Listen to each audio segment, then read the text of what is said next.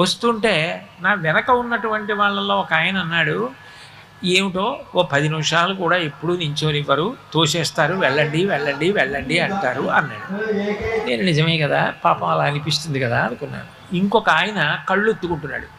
నేను అనుకున్నాను బహుశా బయటికి తోసేశారని, వెళ్ళిపోమ్మన్నారని, తోసేయడం అంటే వెళ్ళిపోండి వెళ్ళిపోండి అన్నారని ఆయన కళ్ళు ఎత్తుకుంటున్నాడులో ఉంది అనుకున్నాను నేను. ఆయన అన్న మాట నా జీవితంలో నేను ఇప్పటికి కాదు ఎప్పటికీ మర్చిపోను.